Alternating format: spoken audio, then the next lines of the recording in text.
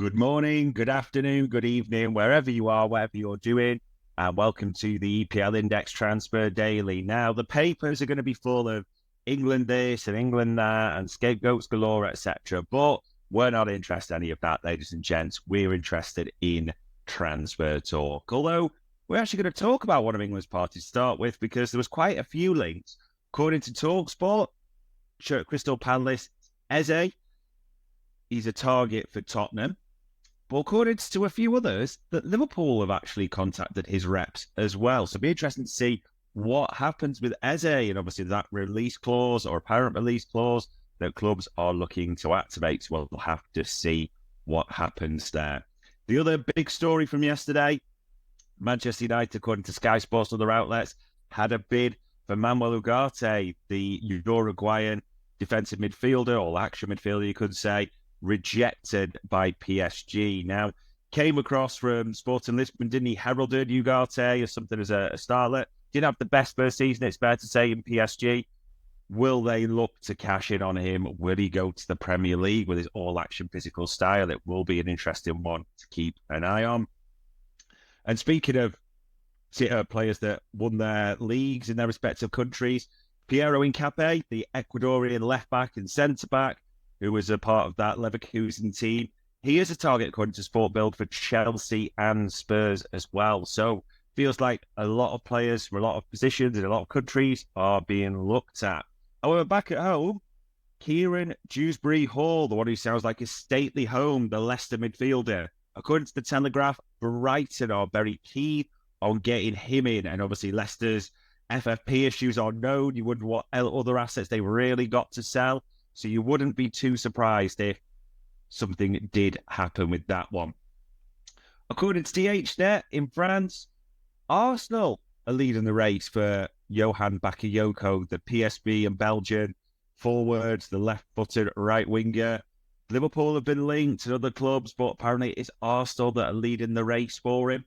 One that's gone quiet, but the Telegraph have mentioned, is João Paulinho. It looked like you'd almost thought this would have happened now, wouldn't you, to Bayern Munich? But the Telegraph says they do remain interested, but Fulham's valuation of £60 million is proving difficult. It's hard to believe that in a way because he'd had the shirt. They just missed the deadline because of the faxing, didn't they, in Munich and all that.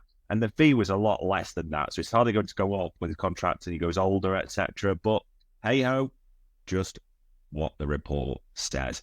Villa, according to Abola, Portuguese paper, are considering a move for Sporting Lisbon's Pedro Goncalves. Now, it's important to say, Villa fans, David Ornstein did mention yesterday that because of the deals they've done, I've still got to go through, but Kellyman to Chelsea and all those other ones, that Villa are back on the right even keel, so they can start making moves again.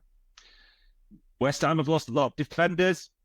However, might be another one going because Ben Johnson, he's obviously on a free transfer now.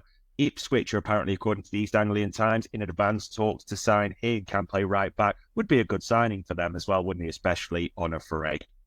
Team Talk says that United have held talks with Adrian Rabiot. This one comes up almost every summer, and that's because he keeps signing one-year deals with Juventus, but apparently Arsenal and Aston Villa are in talks that way as well.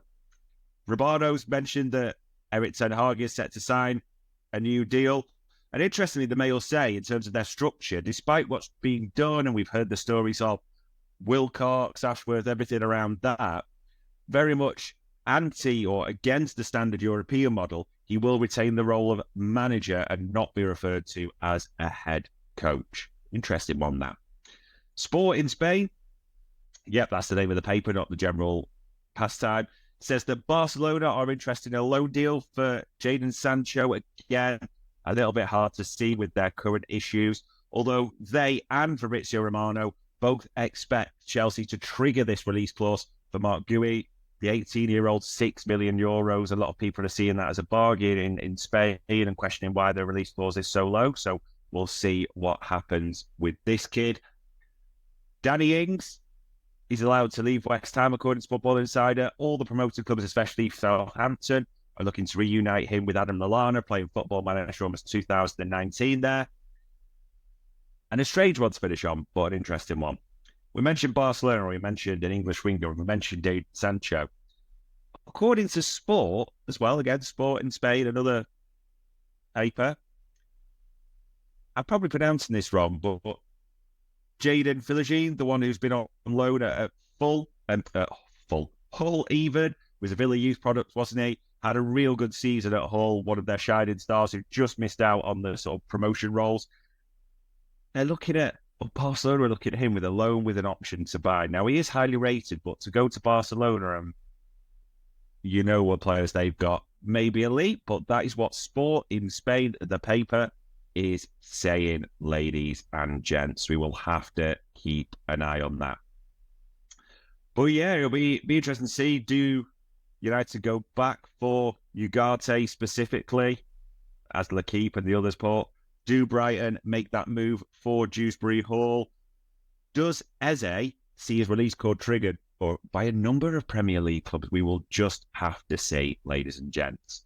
But on Wednesday, the 26th of June, forget all your England stuff, put it aside for the day. That was your EPL Index Transfer Daily.